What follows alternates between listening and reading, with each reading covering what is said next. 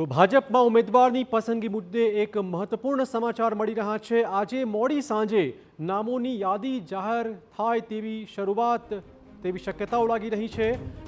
Corporation, જિલ્લા પંચાયત, તાલુકા પંચાયત માટે યાદી જાહેર થવાની આજથી શરૂઆત કરી દેવાશે। નાની નગરપાલિકાના ઉમેદવારોને સીધા મેન્ડેટ આપવામાં આવશે। સુરત, રાજકોટને લઈને બેઠક પૂરી થઈ ગઈ છે। વડોદરા મુદ્દે મંથન ચાલતું હોવાના સમાચાર છે। અમદાવાદ શહેર અને જિલ્લા માટે આવતીકાલે બેસશે પાર્લામેન્ટરી બોર્ડ। અમદાવાદ કોર્પોરેશન માટે ભાજપના ઉમેદવારો છેલ્લા દિવસે ફોર્મ ભરી શકશે।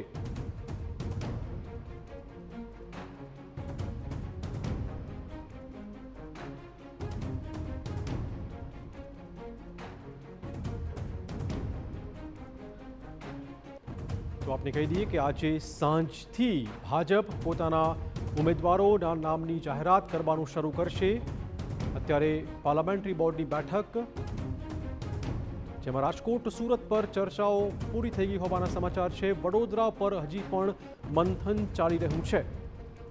જોકે અમદાવાદમાં જે ઉમેદવારો છે, જે દાવેદારો ઈચ્છુક છે ઇલેક્શન માટેના, તેમણે થોડીક રાહ જોવાની છે, કેમ કે એમના માટે આવતીકાલે મંથન થવાનું છે। જે નાની નગરપાલિકાઓ છે તેમના ઉમેદવારની જાહેરાત કરવાની જગ્યાએ એમને મેન્ડેટ આપી દેવાશે। જ્યાં વિવાદિત છે, વિવાદ થવાની શક્યતાઓ છે, ત્યાં પણ મેન્ડેટ આપી દેવાશે। પરંતુ આજ સાંજથી સ્થાનિક સ્વરાજની ચૂંટણી માટે બીજેપી તરફથી ઉમેદવારોના નામની જાહેરાત થવાનું શરૂ થશે।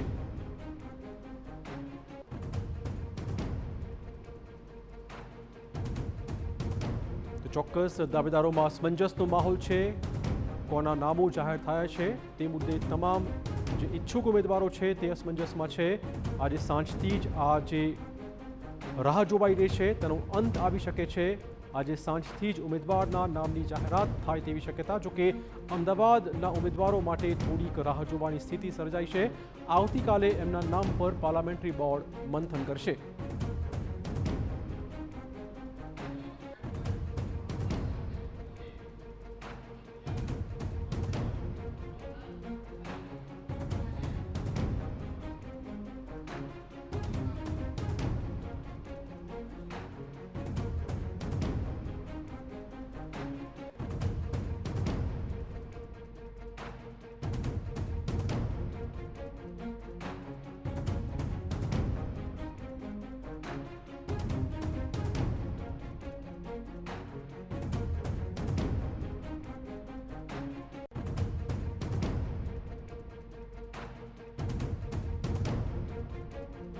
તો ચોક્કસથી રાજ્યભરમાં ભાજપ હવે સ્થાનિક સ્વરાજની ચૂંટણી માટે ઉમેદવારોના નામની ઘોષણા કરવાની તૈયારીઓમાં છે। ત્યારે કયા કયા શહેરમાં શું માહોલ હોઈ શકે છે, બધું વાત કરવા જોડાશે અમારા પોલિટિકલ એડિટર જોડાયા છે, કિંજલ મિશ્રા આપણી સાથે છે। આ સાથે રાજકોટથી જોડાશે મોહિત, આ સાથે સુરતમાં છે બળદેવ, અને વડોદરામાં છે અંજલિ, અને આ સાથે જ રોનક પણ અમદાવાદથી જોડાશે। સૌથી પહેલાં કિંજલ, આપને સવાલ પૂછવાનો થાય છે કે જે રીતે અત્યારે બોર્ડ ચાલી રહ્યું છે, બેઠક ચાલી રહી છે, વડોદરા પર ખાસ ફોકસ અત્યારે મંથન ચાલી રહ્યું હોવાના સમાચાર છે। શું વધુ વિગતો આપની પાસે?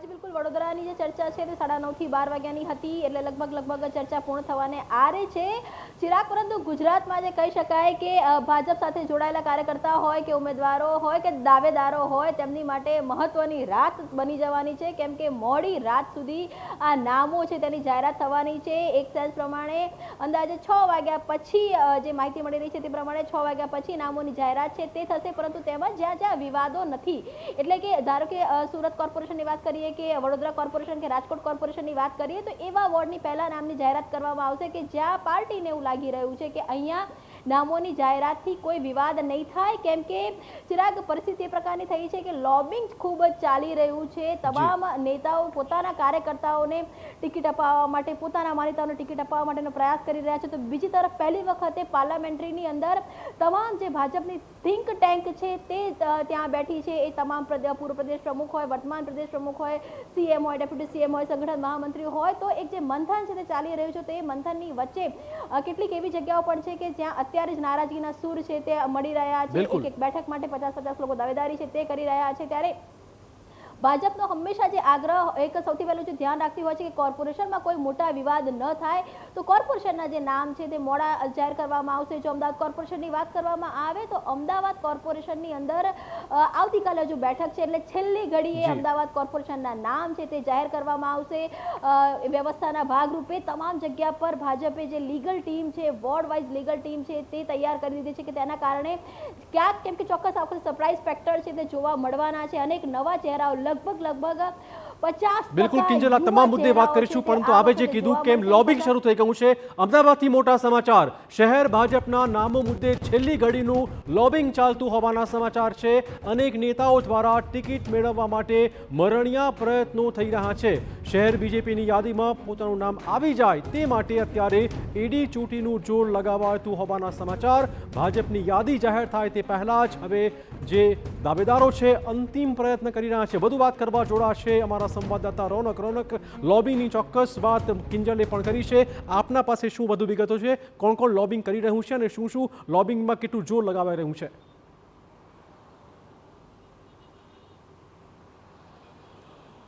સ્વાભાવિક રીતે સહયોગી કિંજલ મિશ્રાએ જે પ્રકારે રાજ્યભરની વાત કરી તે પ્રકારે અમદાવાદની સ્થિતિની જો વાત કરવામાં આવે તો આવતીકાલે યાદી જાહેર થાય તે પહેલા અમદાવાદમાં ટિકિટ મળી જાય તેના માટેના અંતિમ મરણિયા પ્રયાસ છે તે અનેક લોકો દ્વારા કરવામાં આવી રહ્યા છે. સ્વાભાવિક રીતે જે ક્રાઇટેરિયા નક્કી કરવામાં આવ્યા છે તે ક્રાઇટેરિયા તો છે જ, પરંતુ એમના ઉપર વિશેષ કૃપા કોઈ મોટા નેતાઓની થઈ જાય, ગોડફાધરની થઈ જાય તે પ્રકારના પ્રયાસ છે તે પણ કરવામાં આવી રહ્યા છે. તેના પરના વિશેષ નામો પરની જો ચર્ચા કરવામાં આવે તો અમદાવાદમાં ખાસ જે લોકો નામ ચલાવી રહ્યા છે તેમાંનું મુખ્ય નામ જે સામે આવી રહ્યું છે તે વિનય દેસાઈ છે, જેઓ પાસે અગાઉ અમદાવાદ શહેર યુવા મોરચાની જવાબદારી હતી અને તેમનું લોબિંગ ખુદ અમદાવાદ શહેર પ્રમુખ પ્રેરક શાહ છે તે કરી રહ્યા છે. ન માત્ર એટલું પરંતુ સંજય મોરી છે, તેઓ અગાઉ આપમાંથી 2022માં વિધાનસભા ચૂંટણી છે તે ચાલુ ધારાસભ્ય સામે લડી ચૂક્યા છે, પરંતુ સ્વાભાવિક રીતે ચોંકાવનારી વાત એ છે કે ખુદ ચાલુ ધારાસભ્ય જ આ નામનું લોબિંગ છે તે કરી રહ્યા છે.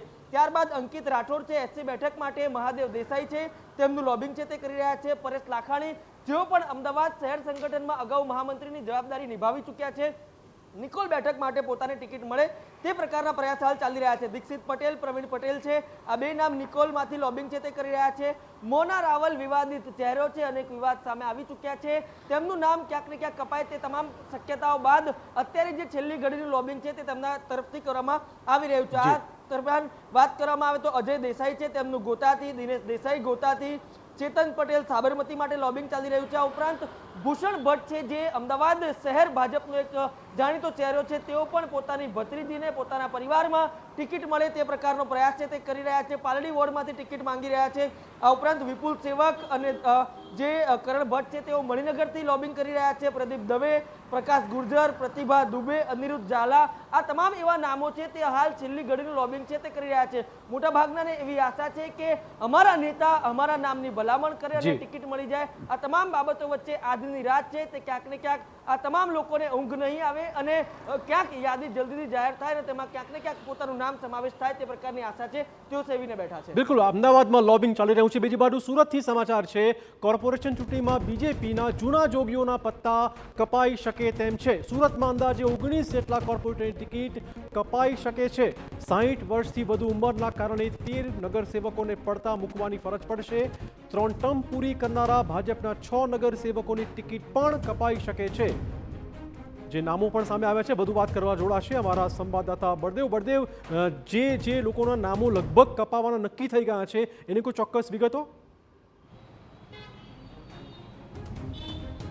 ચિરાગ, જે રીતે સુરત મહાનગરપાલિકાની વાત કરવામાં આવે તો ભાજપ દ્વારા છેલ્લા 3 દિવસથી જે રીતે આખો ચર્ચાનો જે એક વિષય બન્યો છે, કારણ કે જે રીતે લોકોને જે ટિકિટ દાવેદારી જે નોંધાવી છે તેની અંદરથી કેટલાક લોકોને જે ટિકિટ મળશે અને પોતાના ટિકિટ મળે તે માટેના જે કહી શકાય છે લોકો છે તે ભલામણો સતત કરી રહ્યા છે. અને આ વખતની વાત કરીએ તો જે રીતે સુરત શહેર ભાજપ ખાતે જે સ્થાનિક ધારાસભ્યો અને શહેર પ્રમુખ સાથેની જે સંકલન બેઠક થઈ હતી અને તેની અંદર જે રિવ્યૂ લેવામાં આવ્યા હતા ધારાસભ્યોના, કારણ કે આ વખતની જે ઉમેદવારી જે નોંધાવવામાં આવી રહી છે તેની અંદર સૌથી બહાર છે તે સ્થાનિક ધારાસભ્યોને જવાબદારી કંઈક સોંપવામાં આવી હતી, તેમની પણ ભલામણ ક્યાંક ને ક્યાંક રાખવામાં આવશે તેવું જે સૂચન કરવામાં આવ્યું હતું ને તેના આધારે જે સ્થાનિક ઉમેદવારો છે તે પોતાના વિસ્તારના જે ધારાસભ્યો છે તેમને મનાવવા માટેનો ખાસ કરીને જે પ્રયત્ન છે તે કરવામાં આવી રહ્યો છે, કારણ કે જો સ્થાનિક ધારાસભ્યો સંકલન બેઠકની અંદર તેમનું નામની ભલામણ કરે તો આવનારા દિવસોની અંદર જ્યારે નામ જાહેર થાય તો પોતાનું નામ છે તે ચોક્કસપણે આવે.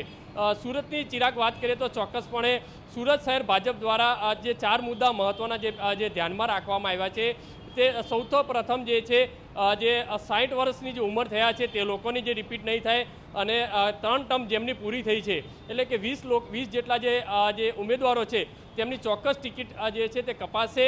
અને જે રિપીટ થવાની વાત કરવામાં આવે તો જે પૂર્વ મેયર છે, પૂર્વ સ્ટેન્ડિંગ ચેરમેન છે, જે ડેપ્યુટી જે મેયર છે, શાસક પક્ષના જે નેતા છે, આ 4 સિનિયર નેતા તરીકે અને સારી એવી જે કામગીરી જે કરી છે ભાજપની, જે પ્રતિષ્ઠાને હાનિ નથી પહોંચાડી, એટલે આ 4 લોકોના જે નામ છે તે રિપીટ થઈ શકે છે.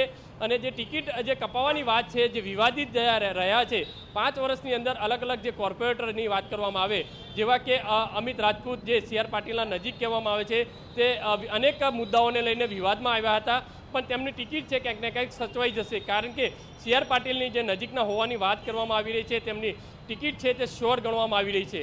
એટલે જે ચીમન પટેલની વાત કરીએ, કતારગામ વોર્ડની વાત કરીએ તો ચીમન પટેલ જે છે તેમને પણ ક્યાંક ને ક્યાંક જે છબી ખરડાઈ છે સ્થાનિક ધારાસભ્યને જે છે તે માટલા ધોવાયા હતા તેમની ઉપર, તેમના કારણે પણ તેમની ટિકિટ છે તે ચોક્કસ જે છે કહી શકાય કપાશે. જે BRTSના જે ચેરમેન હતા સોમનાથ મરાઠે, જેમને જે ભાજપ સાથે જે રીતે બાયો ચડાવી હતી, અલગ અલગ મુદ્દાઓને લઈને જે સમસ્યાઓને સામનો કર્યો હતો, તેમની ટિકિટ કપાશે. એટલે કે જે વિવાદિત જે ઉમેદવારો રહ્યા હતા તેમના ચોક્કસ નામ કપાવવાની વાત છે. બળદેવ, ખાસ સમાચાર એ પણ છે કે આપમાંથી ભાજપમાં જે નેતાઓ આવ્યા છે, આમ આદમી પાર્ટીમાંથી ભાજપમાં જે નેતાઓ આવ્યા છે સુરતમાં, એમને પણ ટિકિટ ફાળવવામાં આવશે, આવા કોઈ સંકેત છે ત્યારે? ચિરાગ, એ જ 2 મહત્વના મુદ્દા છે કે સૌથી મોટો જે મુદ્દો છે તે પાટીદાર ઇફેક્ટ વિસ્તાર, એટલે કે પાટીદાર વિસ્તારોની અંદર કોને ટિકિટ આપી, કોની કાપી, અને જે રીતે આમ આદમી પાર્ટીની અંદરથી જે 7 જેટલા જે ઉમેદવારો હતા, જે કોર્પોરેટરો હતા, તેમને તોડીને ભાજપની અંદર જે લાવવામાં આવ્યા છે તેની અંદરથી 3 લોકોને ટિકિટ છે તે મળી શકે છે ભાજપની અંદરથી, કારણ કે આ 3 જે લોકો જ્યાંથી આવે છે તે પાટીદાર વિસ્તાર છે. અને પાટીદાર વિસ્તારના જે ખાસ કરીને મુદ્દો ધ્યાને લેવાયો છે, કારણ કે 25 થી 27 જેટલી જે ટિકિટો છે તે પાટીદાર વિસ્તારમાંથી આવે છે, એટલે त्या વિસ્તારની અંદર કયા ઉમેદવારને ટિકિટ આપી, કયા જે મુદ્દાઓ છે તે ઇફેક્ટ થઈ શકે છે. કારણ કે થોડા દિવસ અગાઉ પણ જે રીતે વરાછાના ધારાસભ્ય કુમારભાઈએ જે નિવેદન આપ્યું હતું તે પણ ક્યાંક ને ક્યાંક સૂચક છે કે સ્થાનિક જે કોર્પોરેટરો દ્વારા કોઈ પણ કામ છે તે કરવામાં નથી આવ્યા. એટલે એક સંકેત જે વર્તાવે છે કે નવા નામ છે, જૂના જોગીઓ જે ભાજપ સાથે જૂના કાર્યકર્તાઓ જે સંકળાયેલા છે તેમને ટિકિટ આપવામાં આવે તેવું છે તે પ્રેશર કરવામાં આવી રહ્યું છે. સાથે સાથે ધાર્મિક માલવિયા અને અલ્પેશ કથિરિયાના 2 નામ છે તે મુદ્દામાં આવ્યા છે, કારણ કે ધાર્મિક માલવિયા પોતે જે દાવેદારી ભાજપની અંદરથી નોંધાવી રહ્યા છે, પણ સ્થાનિક મુદ્દાની વાત કરીએ તો સ્થાનિકની અંદર તેમનો સખત વિરોધ છે. ભાજપના જૂના કાર્યકર્તાઓનો પણ વિરોધ છે, કારણ કે જો આયાતી લોકોને જો ટિકિટ આપવામાં આવશે તો જૂના કાર્યકર્તાઓ ઉપર ભારે નારાજગીના સૂર છે તે ચોક્કસ જોવા મળશે. ચોક્કસ. આવું જ કંઈક ચિત્ર રાજકોટથી સામે આવ્યું. રાજકોટમાં કોર્પોરેશન ઇલેક્શનમાં બીજેપીના ઉમેદવારનું કોકડું ગૂંચવાયું હોવાના સમાચાર છે. આજે ફરી પાર્લામેન્ટરી બોર્ડમાં રાજકોટના નામોની ચર્ચા કરવામાં આવી છે. કડક માપદંડો અને નેતાઓના લોબિંગના પગલે પસંદગી પ્રક્રિયામાં વિલંબ થતો હોવાના સમાચાર રાજકોટથી મળી રહ્યા છે. વધુ વાત કરવા જોડાશે મોહિત. રાજકોટમાં કોકડું ક્યાં ગૂંચાયું છે?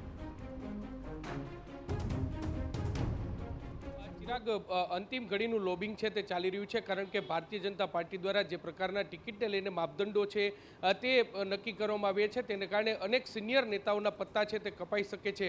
સિનિયર નેતાઓ છે તે પોતાની ટિકિટ માટે મથામણ કરી રહ્યા છે, તો સાથે સાથે જો તેમને ટિકિટ ન મળે તો તેમના માનીતાને ટિકિટ મળે તે માટેનું અંતિમ ઘડીનું લોબિંગ છે તે કરવામાં આવી રહ્યું છે. ને જે રીતે જે પૂર્વ મુખ્યમંત્રી તરીકે વિજય રૂપાણી છે તેઓએ પોતાનું પદ છોડ્યું અને ત્યારબાદથી જે રાજકોટ ભાજપમાં જે જૂથવાદ જોવા મળ્યો હતો તેના લબકારા છે તે હવે ટિકિટની વહેંચણી સુધી જોવા મળી રહ્યા હોય તેવું સ્પષ્ટપણે લાગી રહ્યું છે.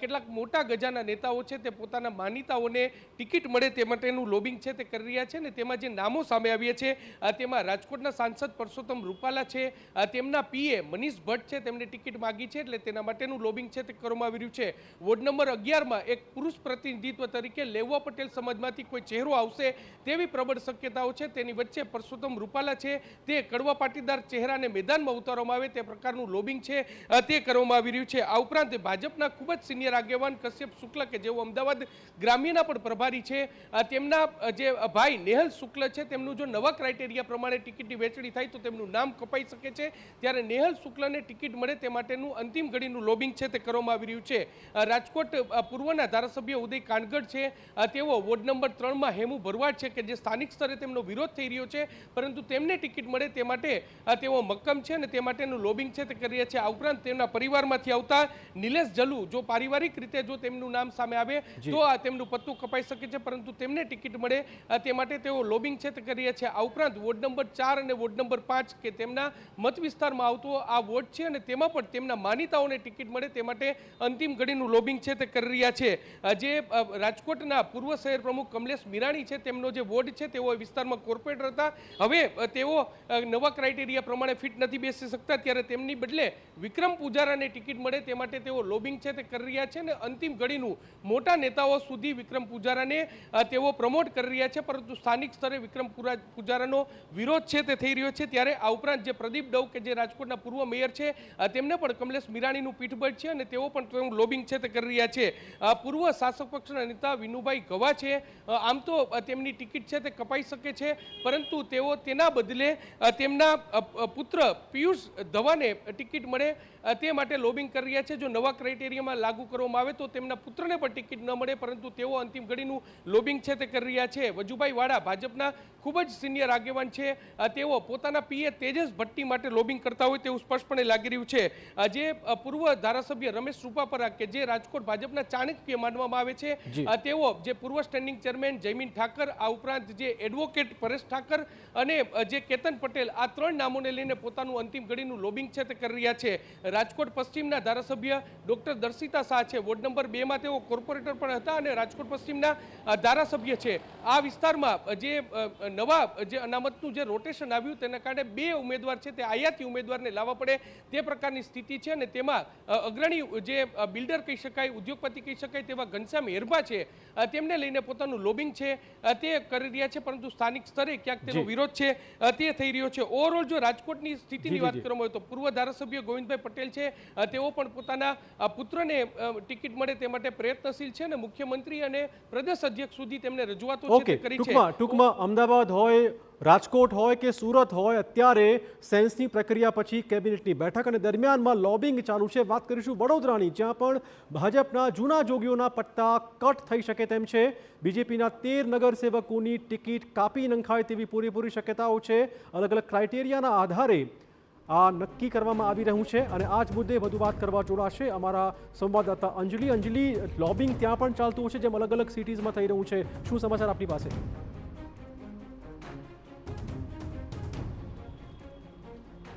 બિલકુલ, જેવી રીતે ભારતીય જનતા પાર્ટીની પાર્લામેન્ટરી બોર્ડની બેઠક હાલ શરૂ છે અને તમામ જે ધારાસભ્યો અને સાંસદ છે તેઓ દ્વારા પોતાના જે માનીતાઓ છે તેઓના નામ મૂકવામાં આવી રહ્યા છે અને તેઓના નામ પર ચર્ચાઓ થઈ રહી છે. સૌથી પહેલાં તો ભારતીય જનતા પાર્ટી દ્વારા જે પ્રમાણેના ક્રાઇટેરિયા નક્કી કરવામાં આવે છે તેની અંદર 60 વર્ષથી વધુની ઉંમરના જે કાઉન્સિલરો છે તેઓના પત્તા કપાઈ શકે તે પ્રકારની શક્યતાઓ ચોક્કસથી જોવા મળી રહી છે. જે પ્રમાણે 60 વર્ષથી વધુની વયના જે કાઉન્સિલરો છે તેની અંદર રાજેશ શાહ છે, રાજેશ પ્રજાપતિ છે, નરસિંહ ચૌહાણ છે, લીલા મકવાણા છે, જ્યોતિ પટેલ છે, પરાક્રમસિંહ જાડેજા, નંદા જોશી અને ભારતી ભદ્રેશરા, આ લોકો ઉંમરના ક્રાઇટેરિયાના કારણે તે લોકોની ટિકિટ કપાઈ શકે તે પ્રકારની પૂરેપૂરી શક્યતાઓ સેવાઈ રહી છે. બીજી તરફ 3 ટર્મથી વધારે તે લોકો જો તેઓ દ્વારા કાઉન્સિલર બન્યા હોય, ચૂંટણી લડવામાં આવી હોય તો તે લોકોની પણ ટિકિટ કપાઈ શકે તે પ્રકારની શક્યતાઓ નકારી શકાય નહીં અને તેના પણ જે 5થી વધુ કાઉન્સિલરો છે જેવા કે ડોક્ટર હિતેન્દ્ર પટેલ કે જેઓ પૂર્વ સ્થાયી સમિતિના અધ્યક્ષ રહી ચૂક્યા છે, ત્યારબાદ નીતિન દોંગા છે, ચિરાગ બારોટ, નિલેશ રાઠોડ અને બંદિશ શાહ કે જે આ લોકો 60 વર્ષથી વધુની વયના અને તેની સાથે સાથે 3 ટર્મથી વધારે ચૂંટાઈને આવ્યા હોય તેવા લોકો છે. વારંવાર વિવાદમાં રહેલા કાઉન્સિલરોના પણ પત્તા કપાઈ શકે તે પ્રકારની શક્યતાઓ વડોદરા શહેરમાં પણ સેવાઈ રહી છે. પરંતુ તમામ જે ધારાસભ્યો છે તેઓ દ્વારા પોતાના માનીતાઓને ટિકિટ મળે તે પ્રકારનું જે લોબિંગ છે તે શરૂ કરી દેવામાં આવ્યું છે. વડોદરા શહેરમાં ભાણજી પટેલ કે જેઓ વોર્ડ નંબર 2 માંથી લડતા હતા તેઓની માટે પૂર્વ જે સાંસદ છે રંજનબેન ભટ્ટ તેઓના નિકટમાં ગણવામાં આવી રહ્યા છે અને તેઓ દ્વારા તેમના માટેનું લોબિંગ પણ કરવામાં આવ્યું છે. બીજી તરફ મહાવીરસિંહ રાજપુરોહિત કે જેઓ સાંસદના નિકટ છે, આ ઉપરાંત ઉપેન્દ્ર અરગડે કે જેઓ પણ સાંસદના નજીકના માનવામાં આવી રહ્યા છે તે લોકો માટે જે સાંસદ છે ડોક્ટર હેમાંગ જોશી તેઓ દ્વારા જે લોબિંગ છે તે કરવામાં આવી રહ્યું છે. આ તરફ યોગેશ પટેલ દ્વારા પૂર્વ કોર્પોરેટર કલ્પેશ પટેલ માટે લોબિંગ કરવામાં આવી રહ્યું છે તો પૂર્વ મંત્રી જીતેન્દ્ર સુખડિયા પોતાના પુત્રને ટિકિટ મળે તે માટેનું લોબિંગ કરી રહ્યા છે. બીજી તરફ બાળકૃષ્ણ શુક્લા દ્વારા પોતાના જે વિસ્તારના અને પોતાના માન્યતાઓ ગણી શકાય તે પ્રકારના મિનેશ પંડ્યા જેઓ માટે તેઓ દ્વારા લોબિંગ કરવામાં આવી રહ્યું છે. મનીષા વકીલ ધારાસભ્ય અને રાજ્યકક્ષાના મંત્રી કે જેઓ પોતાના વોર્ડ અને પોતાના વિસ્તારના જે અજીત દધીચ છે જો વોર્ડ નંબર 4 માંથી કાઉન્સિલર છે તેઓ માટે લોબિંગ કરવામાં આવી રહ્યું છે. બીજી તરફ જો વાત કરીએ તો વડોદરા શહેર પ્રમુખ જયપ્રકાશ સોની દ્વારા પણ જે રાષ્ટ્રીય સેવક સંઘમાંથી આવતા જે લોકો છે તેઓ માટે લોબિંગ કરી રહ્યા છે. તેની અંદર જે નામ મળી રહ્યું છે તે સંજય સોલંકી અને તેની સાથે સાથે સુનિલ વાઘેલા કે જેઓ MS યુનિવર્સિટીથી બિલોંગ્સ કરી રહ્યા છે તે લોકો માટેનું પણ એક લોબિંગ ચાલી રહ્યું છે. બીજી તરફ જે રીતે SC ઉમેદવારની આગામી 2.5 વર્ષના ટર્મ માટે જ્યારે મેયરનું પદ છે ત્યારે તેમાં પણ આયાતી ઉમેદવારની માટેની જે તૈયારીઓ છે તે કરવામાં આવી રહી છે. સુનિલ કહાર કે જેઓ MS યુનિવર્સિટીના ટેકનોલોજી ફેકલ્ટીના જે પ્રોફેસર છે તેઓ માટે જયપ્રકાશ સોની અને તેની સાથે સાથે વડોદરાના મહામંત્રી લકુલેશ ત્રિવેદી દ્વારા જે લોબિંગ છે તે કરવામાં આવી રહ્યું છે. વડોદરા શહેરમાં અનેક એવા કાઉન્સિલરો છે કે જેઓ માટે લોબિંગ કરવામાં આવી રહ્યું છે. વોર્ડ નંબર 1 ની જો વાત કરીએ તો 1 નંબરના વોર્ડમાં કોંગ્રેસની પેનલ ગત ટર્મમાં બની હતી. તેમની સામે કોંગ્રેસ સામે જે ટક્કર આપી શકે તેવા ઉમેદવારોની જે પસંદગી છે તે ભાજપ દ્વારા કરવામાં આવી રહી છે. બીજી તરફ જો વાત કરીએ તો વોર્ડ નંબર 2 ની અંદર હેમાંગ જોશી અને તેની સાથે સાથે જે પૂર્વ સાંસદ છે રંજનબેન ભટ્ટ તેઓના માનીતાઓને ટિકિટ મળે તે પ્રકારની પૂરેપૂરી જે તૈયારીઓ છે તે કરવામાં આવી બિલકુલ. રહી તો એક શબ્દ લોબિંગ આ સામે આવી રહ્યું છે. કિંજલ, ફરી પાછો આપની પાસે આવીશ. આપે તમામ સંવાદદાતાઓને સાંભળ્યા છે કયા કયા શહેરમાં ગ્રાઉન્ડ લેવલે કયા કયા નામ ચર્ચામાં છે, કયા કપાવાના છે, ક્યાં ક્યાં કોણ લોબિંગ કરી રહ્યું છે, એ તમામ વસ્તુ આપે સાંભળી. શું આજની અથવા તો આવતીકાલની પાર્લામેન્ટરી બોર્ડની જે બેઠક છે અથવા જે લિસ્ટ બહાર આવવાનું છે એમાં આ લોબિંગનો મુદ્દો કેવી રીતે પડઘાઈ શકે તેમ લાગે છે આપને?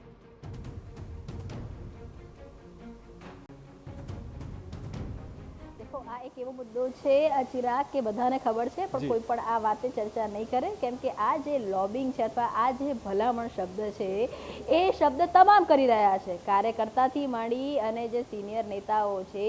કોક હા ચોક્કસ જે કોક સારા કાર્યકર્તા માટે મથામણ કરી રહ્યું છે તે કોક પોતાના કાર્યકર્તા માટે મથામણ કરી રહ્યું છે, પરંતુ આ 24 કલાક મહત્વપૂર્ણ કાર્યકર્તાઓ માટે પણ છે અને કહી શકાય કે પાર્લામેન્ટરી બોર્ડ માટે પણ છે કેમ કે નામ જાહેર કરવાના છે. અને જો નામ જાહેર કરવામાં આપ જુઓ કે સિનિયર નેતાઓ પણ છે ચિરાગ, સિનિયર નેતાઓનો પોતાનો એક મત હશે, વર્તમાન નેતાઓનો પોતાનો એક મત હશે, યુવા કેડર તૈયાર કરવાની ભાજપની એક તૈયારી છે. સિનિયર નેતાઓને હજુ પણ એવું છે કે કેટલાક સિનિયર નેતાઓ છે એ સિસ્ટમમાં રહે જેના કારણે સિસ્ટમ બેલેન્સ થાય.